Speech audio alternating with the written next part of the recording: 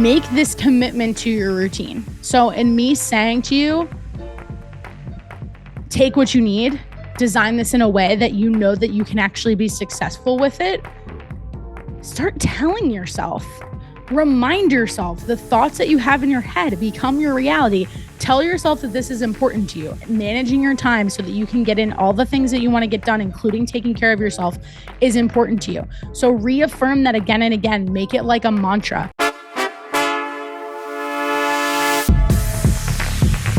Let's link up with Krysta on the Fix. She's a wellness coach with a focus on mental well-being and physical strength.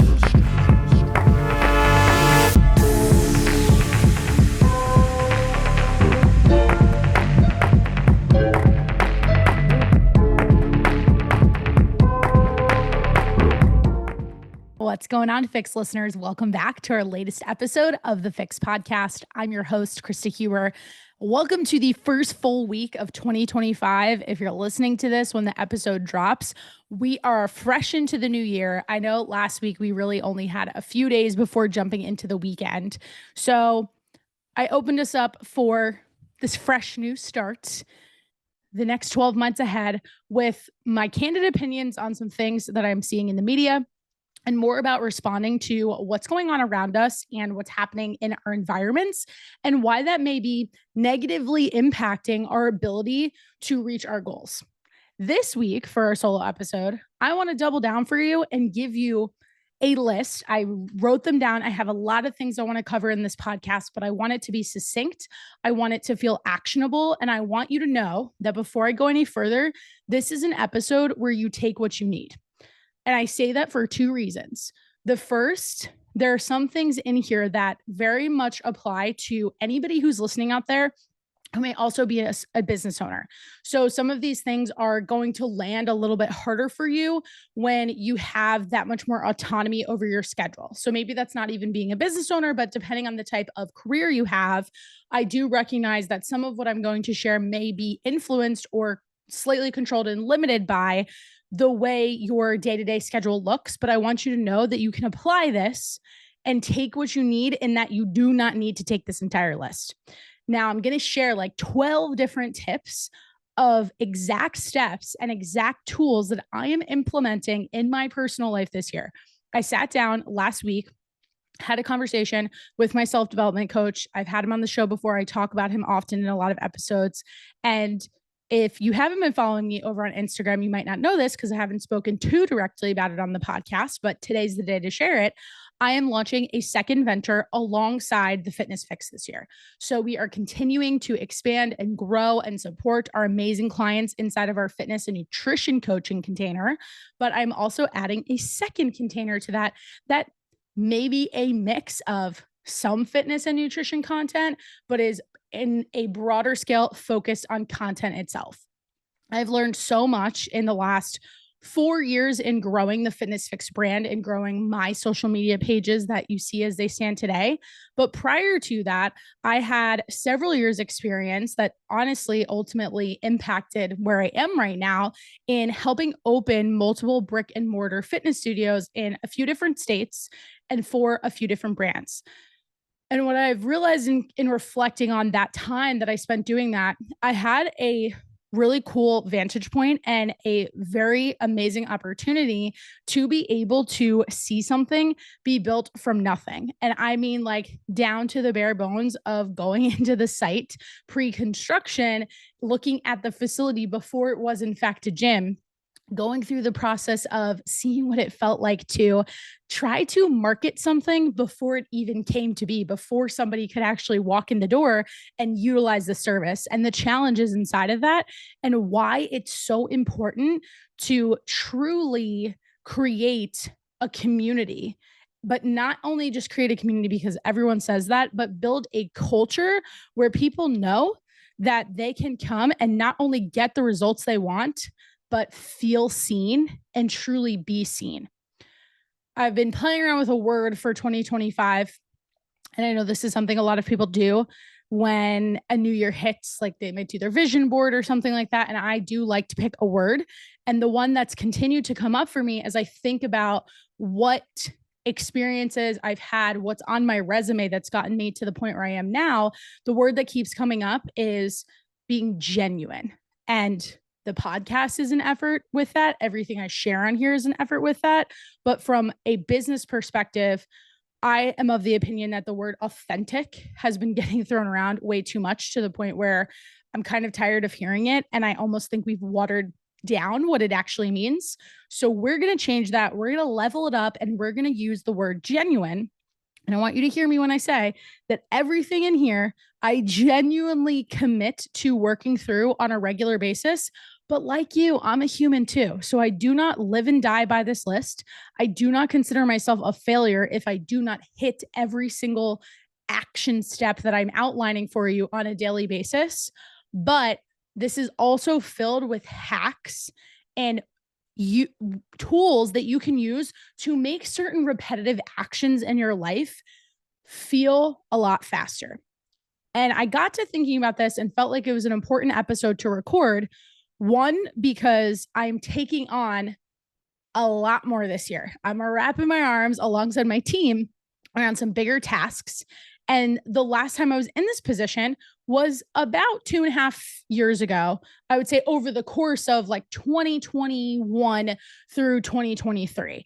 And between 2023, end of 2023 through all of 2024, I was actually let go from my full-time job that took a lot of my time, focus, and energy alongside building the Fitness Fyx. So I'm grateful for the fact that 2024 was the year that I could get laser focused on the Fitness Fyx, who we help, how we help them, exactly what we're doing for our clients on a regular basis to encourage you all to get the best results possible, and really getting clear on that process. But now I've realized this is something that's been on my heart for a long time, and a skill set that I just naturally have conversations with friends, with other business owners. People DM me on Instagram and ask this question: how do I get my social media to a page where my message is as clear as yours?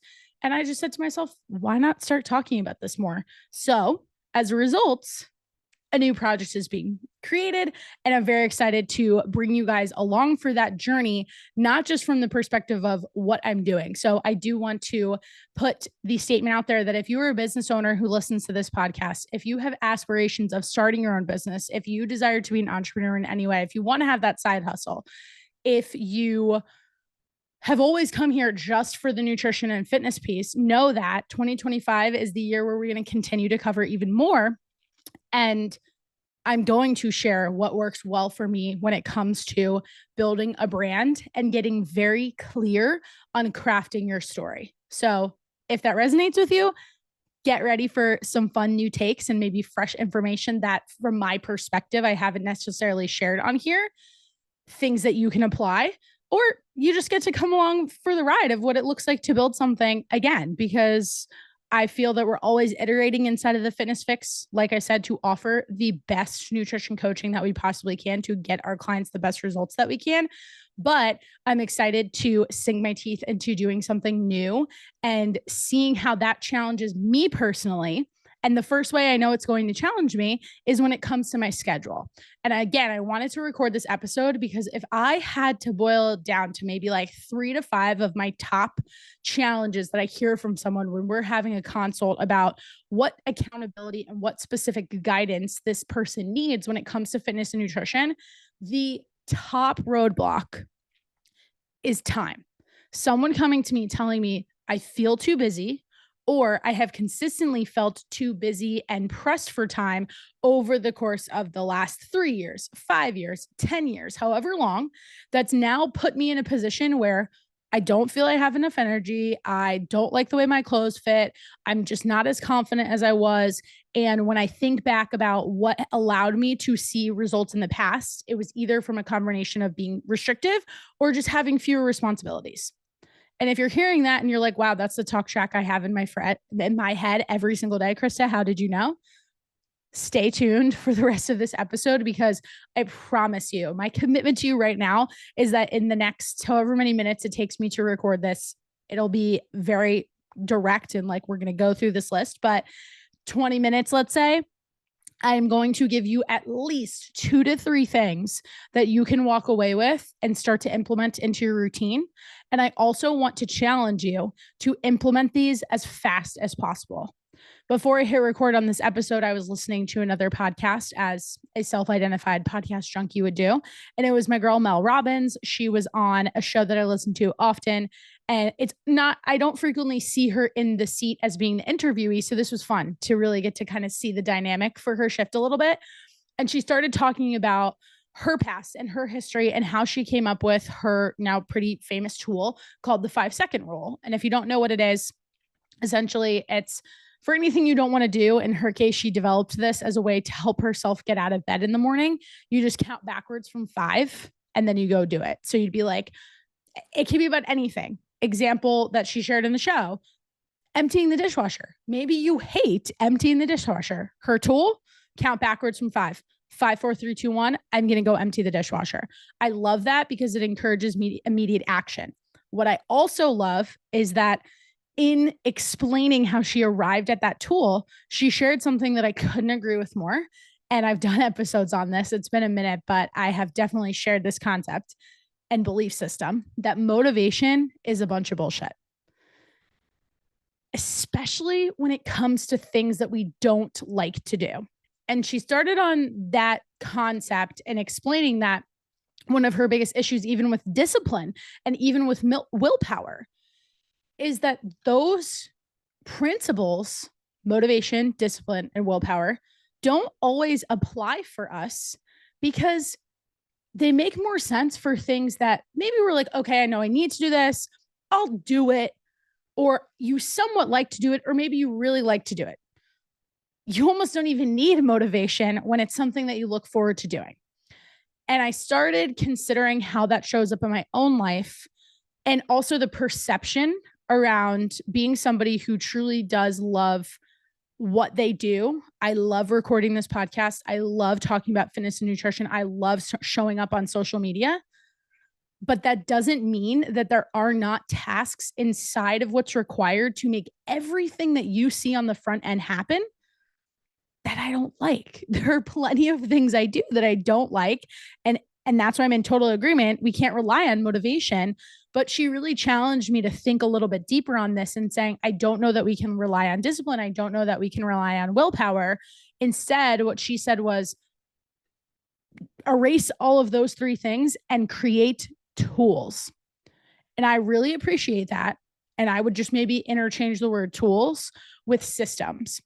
And I appreciate it because when we think about what helps us achieve our fat loss goals, when we think about how we encourage anybody inside of the Fitness Fyx community to do this, it does come down to tools. Food tracking being a really big one. Why? Because it creates self-awareness.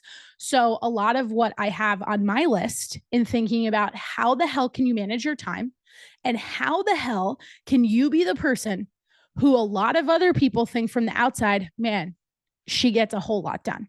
Because I know if you listen to this podcast, I know if you follow me on social media, you're someone, in particular, if you happen to struggle with prioritizing your fitness and nutrition and quite simply struggle with prioritizing taking care of you, I know you're someone who has aspirations to doing it all. And maybe you don't even have aspirations. You do it all and you figure out a way to get it done. That is your superpower, but it can also be your Achilles heel. I have this conversation with potential clients and current clients on a daily basis. How can we consider offloading some things from your plate, or at least shifting our priorities and making it a non-negotiable that you put you at the top of your to-do list, shifting your belief system so that you recognize that if you take care of yourself first, it's not selfish. And in fact, all of these things, all of the doing it all that you want to achieve will get done and feel better when you take care of yourself, because you're not in this race to do these things at the expense of the most important thing in this world, and that's you. So with the start of a new year, it's important that I share with you anything that you can use and implement right away. And again, take what you need. You do not need to hear this entire list and think, I'm going to implement every single one of these things tomorrow. And I want to harp on that point because a second aspect of what the Fitness Fyx stands for, besides helping people better manage their time. Because really, when you can do that, your fat loss goals become more doable. They become something that you can approach with ease rather than friction. The second principle is meeting you where you are. But then as a coach, I see myself as somebody who pulls you up to where you need to be, who holds you to that higher standard on the days when it may not feel as convenient, who challenges you to think about things differently because you're stuck in an old pattern of thoughts that we both know are not serving the future person that we want to become. That's my most important job. And I take that role very seriously. And I'm looking forward to now putting on this additional hat of talking with other business owners about how they show up online, how they talk about their story, how they share their message, to say the same thing. Hey, you have a whole lot inside of you that maybe you're not sharing, or hey, you have a whole lot to say about a certain topic, but your social media efforts are always kind of falling to the bottom of your to-do list because you objectively and fairly feel that there are a lot of other things you need to do to run your business. Well, how can we shift that? In the case of fitness and nutrition coaching, how can we bring you tracking your food, hitting your protein goals, getting enough sleep, and getting enough, consistency around those habits so that you see the results you want and also maintain them for the rest of your life? And then in the same vein with a business owner, how can we take the knowing that showing up online and showing up to tell your brand story is a necessary aspect of you continuing to grow your business. And rather than it feeling something like you have to do, how can we make it more fun? And how can we make it something you can do a little bit faster? You can do a bit more efficiently. You can train your team to do more effectively so that it's something that will get done without you waking up every other Wednesday morning and being like, shoot, what am I going to post today? So there's something for everybody inside of this episode, whether you are here for the guidance on fitness, nutrition, and living your healthiest life, or whether you are here for the guidance as a fellow coach, as a fellow entrepreneur, looking to be able to be as present as possible without compromising your sleep and you taking care of yourself too, because that shows up in every aspect of our life. So, like I said, I have a lot to cover in this episode. I don't normally write too many lists. It's been a minute. I did this a few months ago. For those of you who have been listening to the show for a little bit, right in the spring of this past year in 2024, when I turned 30, I did a list for a few weeks. I had like 3 to 4 episodes in a row where I talked about the 30 lessons that I learned approaching the new decade. And I think that's the last time, if I recall, that I did an episode that has this list structure. But I wanted to make sure I really hit you with the most important tools that I will be using as I now add a pretty big third bucket to my schedule. And I say third bucket because not only am I obviously hosting this podcast every single week, of course, working with our Fitness Fyx clients, but in the month of January and also through January through March, technically, as well as September through mid-November, I have an amazing partnership that I'm so excited to kick off once again, going on the third year in a row with our friends at the Lift Gym in Point Pleasant, New Jersey, where we'll be running an in-person group-based nutrition challenge for the next 8 weeks. And that kicks off in just 2 weeks. So we got a whole lot happening. And when I mentioned and when I brought the show in at the top of this whole conversation, I said, the last time I kind of sensed myself in a situation where I was juggling a whole lot of balls in the air, got my expression wrong, was about 2 years ago. And I had a full-time job. I was growing the Fitness Fyx and was doing this podcast. And if I could go back and talk to myself from 2 years ago, I needed this podcast episode then, because I will be the first to say that when I get busy, I, just like a lot of us out there, will reduce the frequency with which I train and be a lot more reactive with my food choices.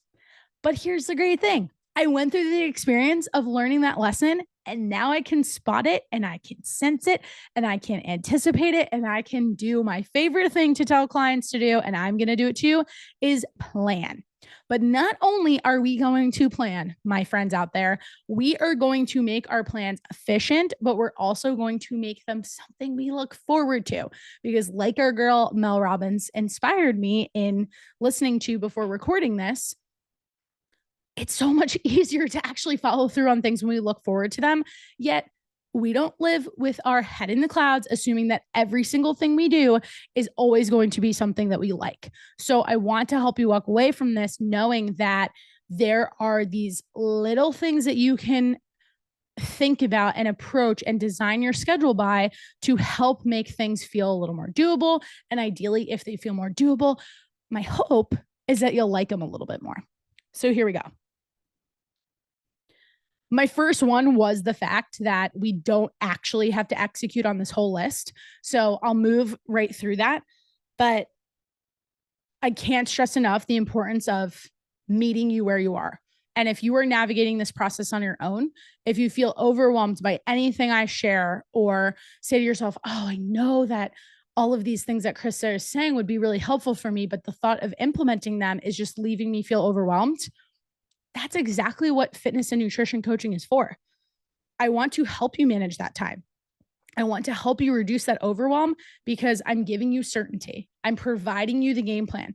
I'm helping you figure out exactly what to eat based on your preferences. So any thought as you listen through this, I would urge you to consider reaching out to me to have a conversation about what it looks like to be a one-on-one client inside of the Fitness Fyx. You know, you've had the thought. If you've listened to this show consistently and we've never worked together, you know that with January being on your mind, the marketing messaging that's getting pushed to you, that's like, oh, new year, set those goals. Lean into it, you guys. I don't care if that feels a little cliche. Use it to your advantage and tell yourself, like, this is the time I'm going to go ahead and do this thing. The thing in this case being taking care of your health and taking the reins with support rather than continuing to sit in that state of overwhelm. So that's the first one. The second one, I want to essentially go in order as we think about you moving through a day, because personally, I just like to think about my schedule that way. And some of these have like a place on the list, but then a part like A, B, C underneath it too. So the second one has to do with your morning routine. And I purposely am recording this podcast first thing in the morning because before I recorded it, I really wanted to test out and like time exactly how long my morning routine was. And that's because I think we have, for the sake of showing more and sharing more on social media, have left a lot of people convinced that you need to have this like an hour and a half, 2 hour plus morning routine. And I don't know if that's a result of very successful influencers showing what they do day to day. And then you're looking at them and you're being like, well, I'd love their physique. It also looks like, remember, looks like keyword here. They have a great life and they feel really good and they're successful in their career endeavors as well. So why shouldn't I emulate them? I promise you that some of the most successful people in the world wake up and within 20 minutes are doing some sort of work. They're not cold plunging. They're not having like a 30-minute meditation practice. I do see the value in those things though. So I'm going to meet you right in the middle. And I'm going to tell you, I clocked my morning routine this morning. It is about 45 minutes tops. And I also want you to know that if you're not aware of this already, I have a dog. So I do have the factor of needing to go outside, get her fed, get her ready to go for the day. So for anybody out there who also has children, I want you to keep in mind that I'm saying this just for the sake of like your you time in the morning, not you counting what you need to do to get your kids up ready for school, get their lunches, get all that. I mean, just the things that you need to do to get you set up for success for the day. Within those 40 minutes, I do take time for myself. I do not cold plunge first thing in the morning. I do incorporate that into my practice because it does make a difference with taking care of my health. But it's something I do like once or twice a week. Or when I'm taking a shower, I may just literally flip the water to cold for 90 seconds and call it a day. When I get up, the first thing I do that I want to encourage you to do is stay away from your phone. Feet hit the floor, walk to the bathroom, do the whole thing. I immediately am splashing cold water on my face to wake myself up. But the one thing I want you to remember is that hitting the snooze, for as much as you may feel like you want to do it, is a choice where you're immediately compromising on the intention you set for yourself the night before you've even got out of bed. Why are you setting that precedent for yourself? Don't. Mel Robbins uses her 5 4 3 2 1 tool, her 5 second rule, to actually get herself out of bed. So steal that one from her. I definitely am the person who doesn't necessarily have a hard time getting up in the morning, but I will say this. I'm also not the person who wakes up at the ass crack of dawn. I have lots of friends out there who are hitting the gym by 5 a.m. Couldn't be me. It's just not my thing. But again, this is where some of what I'm saying in terms of the timeline, I do, of course, have the luxury as a business owner making my own schedule to adjust things in a way that I can choose to work out at 9 or 10 a.m. I understand that's not everybody, but what I like to do is I like to get up in the morning and I, as quickly as I can, will immediately go into a block of doing deeper work so that by 9 o'clock, when I am walking into the gym, by 10 o'clock, when I'm getting ready for that workout, I already feel accomplished in the sense that I've checked a few things off of my work to-do list for the morning. And then I can go take that me time for myself without having this running list in my head of like, I got to do this, I got to do this, I got to do this, because then I feel distracted from my workout. So screw the long morning routine. To finish mine off, I make a smoothie, take my dog out, make my coffee. And then, like I said, I get right into that work block. And I do really believe it helps me feel more productive throughout the day. Next up, just a general principle, not necessarily a hack, but make this commitment to your routine. So in me saying to you, take what you need, design this in a way that you know that you can actually be successful with it, start telling yourself, remind yourself the thoughts that you have in your head become your reality. Tell yourself that this is important to you. Managing your time so that you can get in all the things that you want to get done, including taking care of yourself, is important to you. So reaffirm that again and again. Make it like a mantra. I have done things where I'll literally record myself committing to the things that I want to achieve as if they've already happened, like I'm talking to myself from the future. And that has allowed me to create my reality and hear it and reinforce it over and over. An important one, but something that may potentially be overlooked, is around communication, in particular with friends and family. This comes down to not only needing help and asking for that help, but it also comes down to just letting your friends know, hey, I'm going into a busy season. My closest friends know all of the things that I'm working on. So they also know if I don't text them back right away, it doesn't mean that I'm ignoring them or it doesn't mean that something's wrong. And I appreciate them reaching out to me. But them knowing that gives me personally a sense of relief of like, hey, I can get back to them when it works for me. That's probably the little bit of people pleaser showing, but I know there are a few of you out there who resonate with that. So it felt like it was one that had to be said. I want to take that one step further. And I also want to say, talk to your friends so that you can hold yourself to scheduling fun. When you're going into a mode where you have specific goals that you want to achieve, whether they are personal around your physical fitness and your mental health, or whether they are professional around getting that promotion, getting a raise, growing your business, don't do that at the expense of enjoying your life, because your life's going to go by either way and you're not going to get that time back. So when you can learn how to integrate the fun, the social aspect into these other goals that you have, it's also going to allow you to actually continue to follow through on whatever it is that you're trying to build physically or in your professional life. So I make a commitment. I tell myself that I'm going to go out with my friends on at least a once a week basis to still incorporate that social and fun aspect. And I ask them, I say, hey, hold me accountable to that. If you don't hear from me or I'm turning down plans from you, ask me like, can you really make the time on this other day so that we can go do something where you can unplug? And shout out to my friends for being the people to do that for me. And I can't reiterate that one enough. And I feel like it's often overlooked. So talk to people about what you're doing so that they can support you. That may also show up in the form of people you live with in your household. If you're not the only one who is responsible for the cooking, or maybe you have been the only one responsible for the cooking, talk to your roommates, talk to your partner, talk to your significant other about you guys dividing up that work so that you can get it done together, or talking through a game plan of how you can set your schedule up so that some of those household related tasks aren't solely falling on one person, or you're feeling that pressure. If you are the person who's doing a lot of it solo, don't worry, because the rest of my list is going to show you how to make a lot of those things a little bit easier. But before I get into more of the household stuff, before I get into the food stuff, next, training. Schedule your workouts, put them on your calendar. But I also want to emphasize, do not set yourself up with the expectation of overtraining. Do not set yourself up to create some crazy goal right now that, oh, I should be working out 5 days a week. To give you the specifics on my schedule, I set a goal to work out 2 to 3. 2 of those are strength training. One of them is more of a stress relieving practice like yoga to really just kind of bring things down. And there is a past version of me that would have been like 3 days a week. I'll never reach my goals.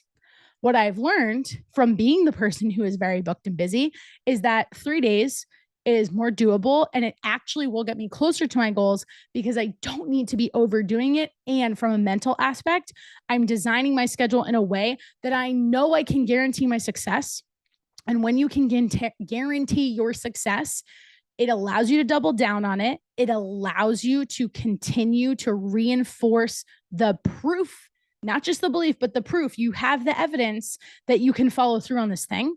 So guess what's going to happen? It'll become a much more realistic non-negotiable for you to get to the gym 2 days a week. And then you can not only check that box, but you can tell yourself that you maintained that commitment versus setting up a commitment that you know based on your schedule, based on some of these other priorities around your professional life, that it's okay for those things to be prioritized, that you are otherwise setting yourself up for failure. So being realistic, and that's what I've meant by that whole component of meeting yourself where you are. Don't overdo it with what you're setting yourself up with your training. Got just a couple more. The next one is one of the ones that has like a part ABC, and that has to do with meal prep. Too many of you out there are setting these standards as if you were a chef or a food blogger who needs to cook some kind of chicken with like 17 other ingredients in it.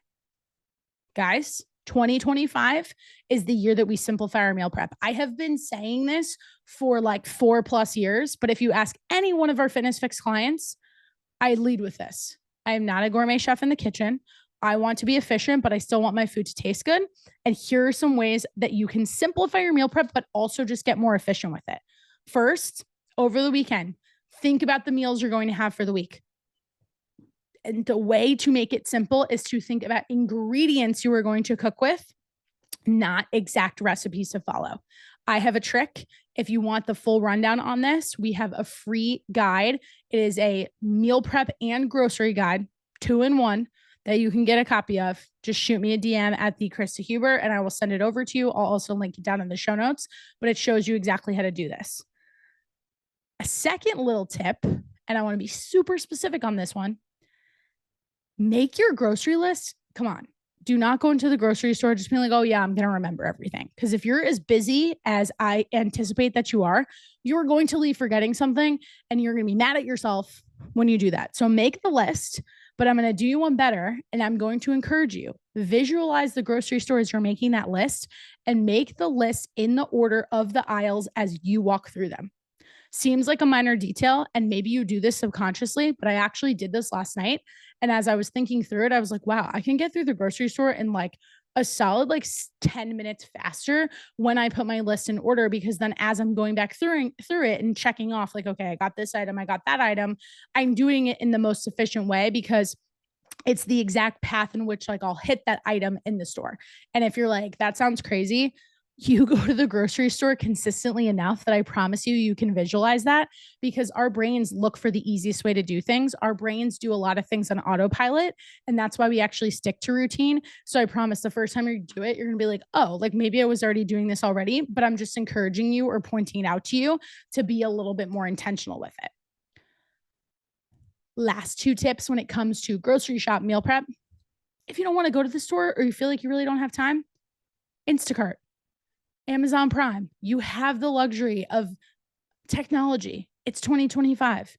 You don't have to hit another DoorDash order. Instead, you can go ahead and rely on the other great technology that we have to put that grocery order in without you even needing to leave your house, or at the very least, without you having to get out of your car if you're going to go pick it up. And then my favorite gadgets for the kitchen: air fryer, crock pot, Maybe you cook a bunch of proteins and then freeze them. Utilize cooking in bulk, especially for the items that take a bit longer, like your proteins, so that it's there, it's ready for you to go. Because for me, I get into a mode where I've been on my computer for a few hours. I'm then super hungry. And if I don't have food ready, I wind up being reactive. So knowing that about myself, I'm simply going to reverse engineer what are the things I need to do so that when I'm reactive, I can grab the best possible choice as it relates to my goals. I'm making choices on a Sunday that I know Wednesday me, that I know Tuesday night me, when I'm ready to make dinner after a few calls, is going to thank me for. And it can be as simple as that. And if you don't see yourself doing those things, I need you to dig deep and I need you to ask yourself, is there a belief that's holding me back? Where if you're hearing this and you're like, well, I don't have time for that, I promise you do. It's just a matter of simplifying it further and further and committing to the tiniest piece that you possibly can, but committing to the tiniest piece that could have the biggest impact for you. So if you, again, take just one thing away from this list, maybe it's that now going forward, when you go to the grocery store, every time you make chicken, you're going to make like 3 pounds of it and you're going to freeze more than half of that, so that for the next 2 Sundays, you don't need to make any more chicken again. You're just taking it out of the freezer and getting it set up and ready to go for the week. That's it. Okay. I got one more for you guys that I think is often overlooked, but for my overthinkers and for my overachievers out there, I promise you this is a really good one. And I did want to go in order throughout the day, like I said. So this is bringing us to our nighttime routine. I do think it can be helpful to have a little bit of a longer nighttime routine than we might a morning routine. And that's just to get things kind of calm down, winding it down for the day and getting you to feel like you are unplugged, but also giving you some space to recognize and celebrate yourself for getting a lot done that day. Because what do our brains also like to do?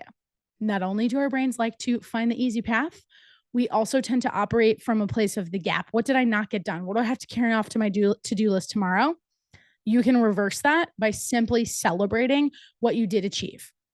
So I have 2 journal prompts that I like to follow. And the first is just a brain dump. And that is what I need to remember for tomorrow morning, things that I may not have gotten to. And you could do these in opposite order. I kind of like to do the brain dump first, just to like get it out of my head.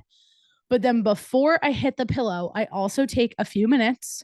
I do think it's powerful to write them down, but you can take this inventory as in your head as well, to simply think of 3 to 4 things that I got done today that I was really glad that I accomplished, and how it made me feel by actually checking them off my to-do list. So a little bit of gratitude mixed in there, but centered on this idea of feeling productive, right?